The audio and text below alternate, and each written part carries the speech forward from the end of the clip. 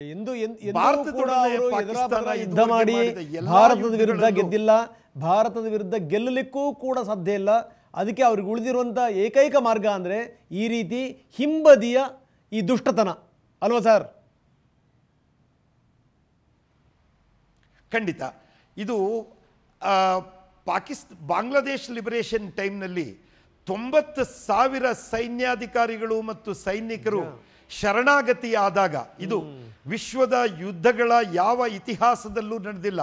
1ನೇ 2ನೇ ಮಹಾಯುದ್ಧಗಳಲ್ಲೂ ವಿಶ್ವಯುದ್ಧದಲ್ಲೂ ಈ ಥರ 90,000 ಸೈನಿಕರು ಶರಣಾಗತರಾಗಿದ್ದಿಲ್ಲ ಒಂದೇ ಇನ್ಸಿಡೆಂಟ್ನಲ್ಲಿ. ಮತ್ತೆ ಅವರನ್ನ ಮರ್ಯಾದೆಯಿಂದ ನಡೆಸ್ಕೊಂಡು ಭುಟ್ಟೋ ಮತ್ತು ಇಂದಿರಾ ಗಾಂಧಿಯವರ ನಡುವೆ ಸಿಮ್ಲಾದಲ್ಲಿ ಆದ ಒಪ್ಪಂದದ ನಂತರ ಅವರನ್ನು ಮರ್ಯಾದೆಯಾಗಿ ಭಾರತ ಕಳಿಸ್ಕೊಟ್ಟಾಗ ಪಾಕಿಸ್ತಾನಕ್ಕೆ ಈ ಅವಮಾನವನ್ನು ಸಹಿಸ್ಕೊಳ್ಳೋದಕ್ಕೆ ಸಾಧ್ಯವಾಗಲಿಲ್ಲ.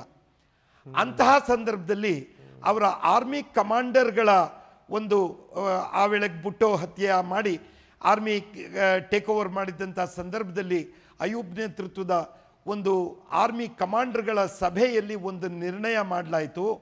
ಭಾರತವನ್ನು ನಾವು ಗಡಿಯಲ್ಲಿ ಎದುರಿಸೋಕ್ಕಾಗಲ್ಲ, ಅವರು ನಮಗಿಂತ ಬಲಿಷ್ಠ ರಾಷ್ಟ್ರ, ಅವರ ಸೈನ್ಯ ನಮಗಿಂತ ದೊಡ್ಡದು, ಅವರಲ್ಲಿ ನಮಗಿಂತ ಪವರ್ಫುಲ್ ಆದ ವೆಪನ್ಗಳಿದೆ.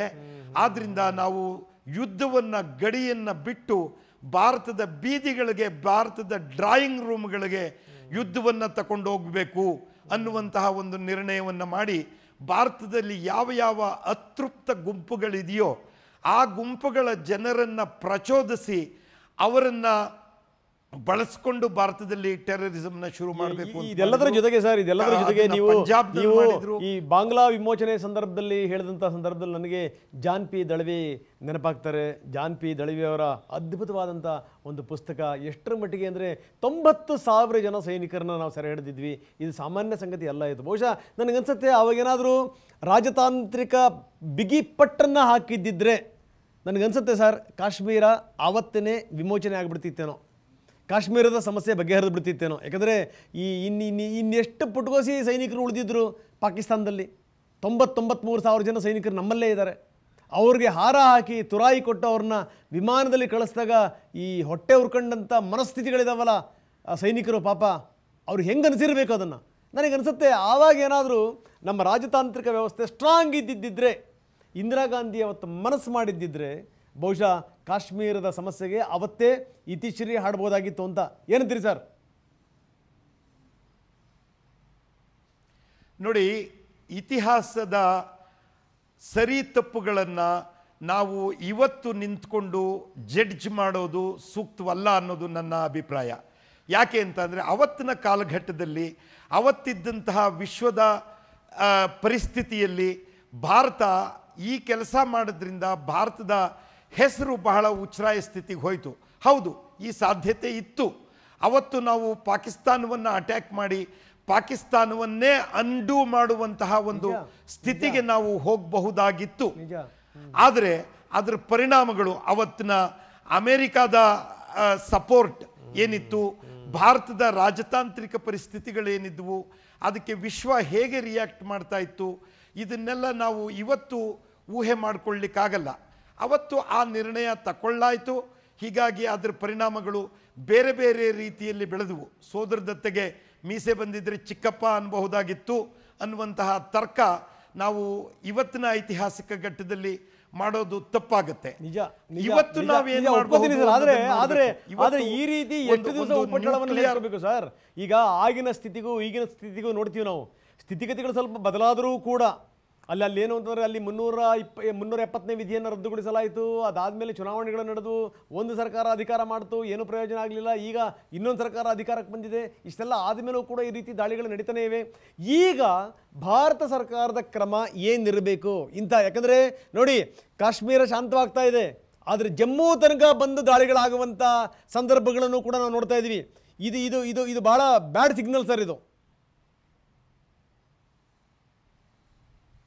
ಇದು ನೋಡಿ, ಕಾಶ್ಮೀರದಲ್ಲಿ ಆಗಿರುವಂತಹ ಇವತ್ತಿನ ಬೆಳವಣಿಗೆಗಳು 370 ಅಬಾಲಿಷ್ ಆದ ನಂತರ ಮತ್ತು ಎಲೆಕ್ಷನ್ ಆದ ನಂತರ ಅಲ್ಲಿಯ ಲೋಕಲ್ ಜನ ಎಲೆಕ್ಷನ್ನಲ್ಲಿ ಸಂಪೂರ್ಣವಾಗಿ ಸಹಕರಿಸಿದ ನಂತರ ಅದು ಪಾಕಿಸ್ತಾನಕ್ಕೆ ಒಂದು ದೊಡ್ಡ ಸೆಟ್ ಬ್ಯಾಕ್ ಆಯಿತು. ಅಲ್ಲಿಯ ರಾಜಕಾರಣಿಗಳಿಗೆ, ಅಲ್ಲಿಯ ISIಗೆ ಮತ್ತು ಮಿಲಿಟ್ರಿಗೆ ಸೆಟ್ ಬ್ಯಾಕ್ ಆಯಿತು. ಜನರಿಂದ ಪಾಕಿಸ್ತಾನ ಏನೋ ಕಾಶ್ಮೀರ ನಮ್ಮ ಕೈಯಿಂದ ಹೊರಟೋಯ್ತೇನೋ ಅನ್ನುವಂತಹ ಭಾವನೆ ಅವ್ರಿಗೆ ಬಂತು. ಇದುವರೆಗೂ ಅಲ್ಲಿ ಪಾಕಿಸ್ತಾನದ ಜನಗಳಿಗೆ ಪಾಕಿಸ್ತಾನ ಇನ್ನೂ ನಮಗೆ ಕಾಶ್ಮೀರ ನಮಗೆ ಸಿಕ್ಕಬಹುದು ಅನ್ನುವಂತಹ ಭಾವನೆಯನ್ನು ಕೆರಳಿಸಿಟ್ಟಿದ್ದಂತಹ ಸೈನ್ಯ ಮತ್ತು ಆಡಳಿತಕ್ಕೆ ಈಗ ಒಂದು ಸೆಟ್ ಬ್ಯಾಕ್ ಆಯಿತು. ಪಾಕಿಸ್ತಾನ ಯಾವತ್ತಿದ್ರೂ ಭಾರತದ್ದೇ ಅನ್ನುವಂತಹ ಭಾವನೆ.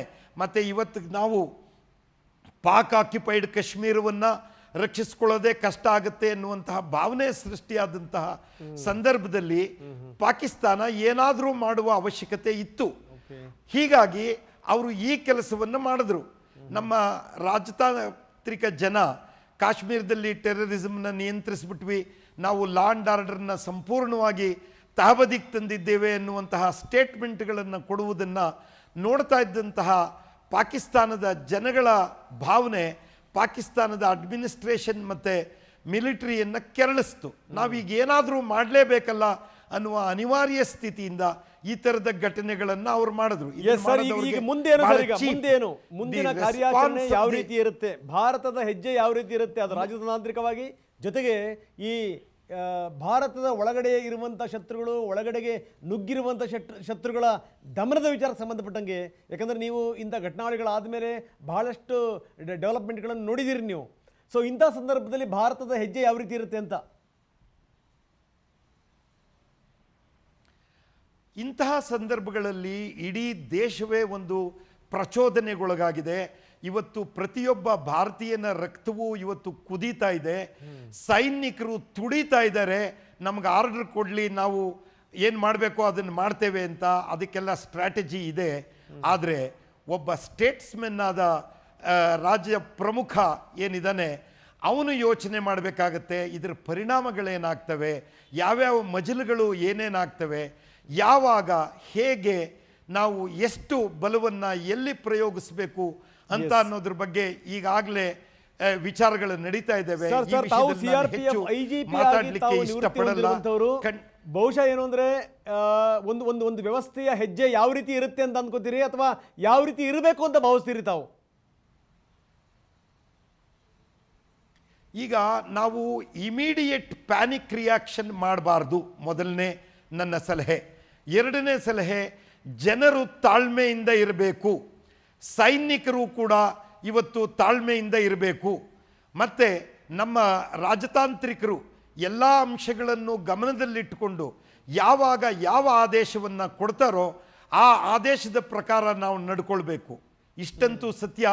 ಪಾಕಿಸ್ತಾನ ಎಚ್ಚರವಾಗಿರಬೇಕು. ಇದು ಭಾರತ ಇವರನ್ನ ಹಾಗೆ ಸುಮ್ಮನೆ ಬಿಡಲ್ಲ. ಹಲವಾರು ಮಾರ್ಗಗಳಿದ್ದಾವೆ.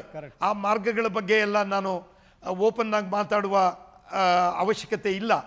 ಆ ಪಾಕಿಸ್ತಾನ ಇವತ್ತು ಬಾಕಿ ಎಲ್ರಿಗಿಂತಲೂ ಹೆಚ್ಚು ಭಯದಿಂದ ಕೂಡುವಂತಹ ಸ್ಥಿತಿ ಪಾಕಿಸ್ತಾನಕ್ಕೆ ಇವತ್ತು ಬಂದಿದೆ. ಪಾಕಿಸ್ತಾನದ ಆರ್ಥಿಕ ಪರಿಸ್ಥಿತಿ, ಪಾಕಿಸ್ತಾನದ ಮಿಲಿಟರಿ ಸ್ಥಿತಿ, ರಾಜಕೀಯ ಸ್ಥಿತಿ ಇವತ್ತು ಒಂದು ನೀಚ ಸ್ಥಿತಿ ಅನುಭವಿಸುವಂತ. ಆಟಮ್ ಬಾಂಬ್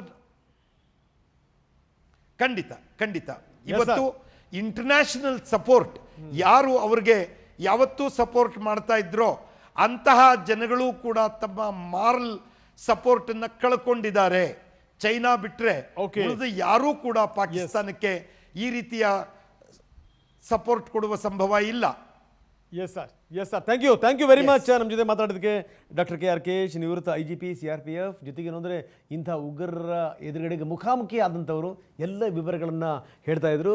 ಯಾವ ರೀತಿ ಮುಂದಿನ ಹೆಜ್ಜೆ ಇರಬಹುದು ಅಂತ, ಯಾವುದೇ ರೀತಿಯ ಅವಸರದ ಹೆಜ್ಜೆಯನ್ನು ಭಾರತ ಖಂಡಿತ ಇಡಲ್ಲ. ಆದರೆ ಪಾಕಿಸ್ತಾನ ಮುಟ್ಟಿ ನೋಡಿಕೊಳ್ಳುವಷ್ಟರ ಮಟ್ಟಿಗೆ ಸರಿಯಾದ ರೀತಿಯ ಪ್ರತ್ಯುತ್ತರವನ್ನು ಇವತ್ತಲ್ಲ ನಾಳೆ ಕೊಡುತ್ತೆ ಅನ್ನುವಂಥದ್ದು ಅವರ ಮಾತು. ಜೊತೆಗೇನು ಅಂದರೆ ಏನಾದರೂ ಕೂಡ ಏನು ಅಂದರೂ ಕೂಡ ಇಂಥವ್ಯಾವೂ ಕೂಡ ಘಟನಾವಳಿಗಳು ನಡೆಯಲ್ಲ. ಅದು ಇನ್ನಷ್ಟು ಪಾಕಿಸ್ತಾನವನ್ನು ಈ ಮೂಲೆಗೆ ಸರಿಸುತ್ತೆ ಬಿಟ್ಟರೆ ಪಾಕಿಸ್ತಾನ ಎಂದೂ ಕೂಡ ನಮ್ಮ ವಿರುದ್ಧ ಗೆಲ್ಲಲಿಕ್ಕೆ ಸಾಧ್ಯ ಇಲ್ಲ ಅಂತಾರೆ RKesh. ಇದು ಈಗಿನ ವಿಶೇಷ. ನಿರಂತರ ಸುದ್ದಿಗಾಗಿ ನೋಡ್ತಾ ಇರಿ TV9.